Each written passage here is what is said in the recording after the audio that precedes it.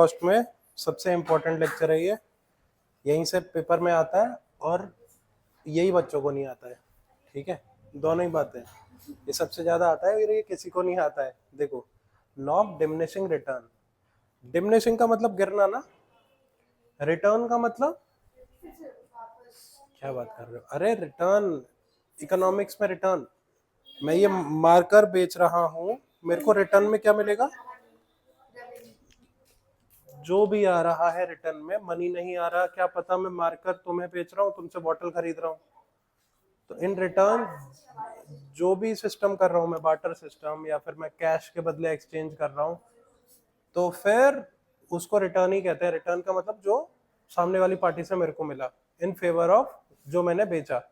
Production, अगर मैं production कर रहा हूँ तो मैं उसकी कुछ ना कुछ कॉस्ट लूंगा ना, ठीक है, और प्रोडक्शन करने की भी कुछ ना कुछ कॉस्ट देनी पड़ेगी मेरे को, ठीक है। लॉ ऑफ डिमिनिशिंग रिटर्न, इसका मतलब क्या है, more and more variable factors are employed with fixed factor, then marginal product of variable factor must fall। कुछ समझ आया इससे? देखो, जैसे जैसे मैं वेरिएबल फैक्टर्स को चेंज कर रहा हूँ, फिक्स्ड को नहीं कर रहा मैं, वेरिएबल फैक्टर्स को चेंज कर रहा हूँ, वैसे वैसे मार्जिनल प्रोडक्ट गिर रहा है। इसका मतलब ये है, दो तरह के फैक्टर है ना, एक तो वेरिएबल, एक फिक्स्ड। वेरिएबल का मतलब लेबर वगैरह चेंज कर दी, लेबर बढ़ा दिया, लेबर घटा दिया।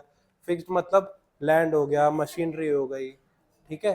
तो अगर मैं वेरिएबल फैक्टर्स को चेंज कर रहा हूं, मार्जिनल प्रोडक्ट क्या होता था, with subsequent addition of one ना, तो जैसे जैसे मैं वेरिएबल फैक्टर्स को चेंज कर रहा हूं, मेरा मार्जिनल प्रोडक्ट गिर रहा है।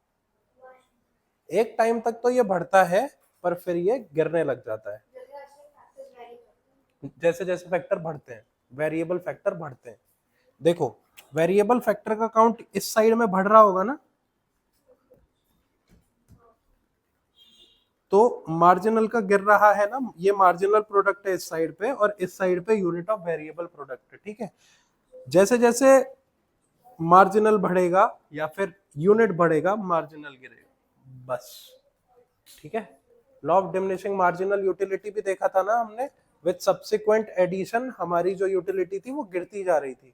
मतलब अगर मेरे को एक ब्रेड खाने में थोड़ा सेटिस्फेक्शन मिलता है, फिर एक पॉइंट ऐसा आएगा जब मैं ब्रेड तो खाऊंगा पर सेटिस्फेक्शन मेरे को कम मिलने लग जाएगा, है ना।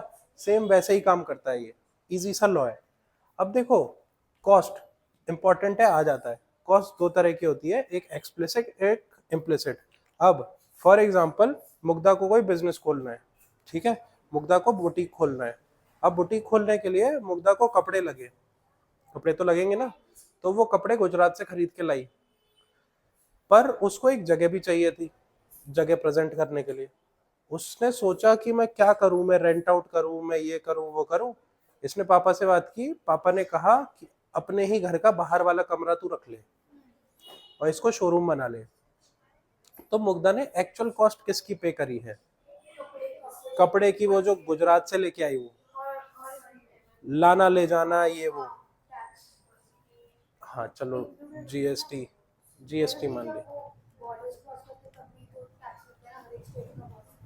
वो लगता है, पर वो ट्रेन से ले आई, कॉस्ट इफेक्टिव होने के लिए वो ट्रेन में भर के माल ले आई।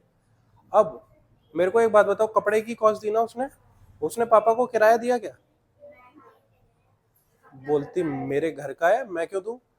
तो जो भी तुम बाहर वालों को दे रहे हो, that is explicit cost, that is actual cost which you are paying to outsiders. तो इसका मतलब मैं ये कह दूं कि ये आउटसाइडर्स को देते हैं अपन, मतलब ये एक्चुअल कॉस्ट ही होगी ना।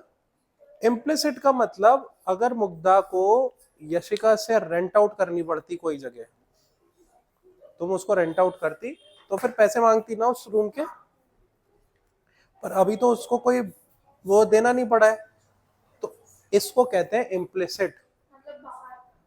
नहीं नहीं, अंदर का इम्प्लिसिट मतलब अंदर का, मतलब मैंने पापा को रेंट ही नहीं दिया, उसे इम्प्लिसिट, किसी को बाहर वाले को पैसे दे के ही आए तुम, ठीक है।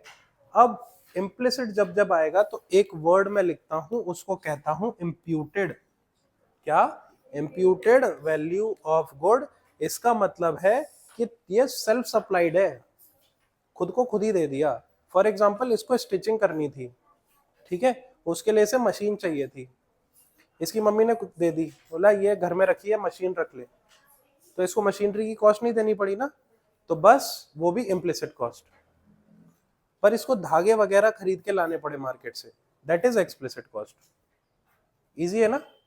ठीक है, बस इतना सही है। अब पढ़ते हैं मेन चीज। चलो, मोस्ट इंपॉर्टेंट आएगा 100% ये, ठीक है। अब देखो, अभी अभी तुम दोनों ने जो एपी एमपी का ग्राफ बनाया है वो ऐसा ही दिखता था क्या? दो ग्राफ बनाए थे ना तुमने, ऐसे और ऐसे।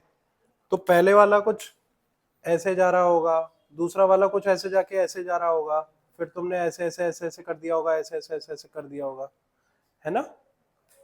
वो दोनों अगर मैं साथ में बना दूं तो ऐसे दिखते हैं। अब इसमें मुझे एक बात बताओ, ये ब्लू वाला कौन सा होगा और रेड वाला कौन सा होगा? एक एपी है, एक एमपी है। एपी बोले तो एवरेज प्रोडक्ट, एमपी बोले तो मार्जिनल प्रोडक्ट। अच्छा, और एवरेज प्रोडक्ट?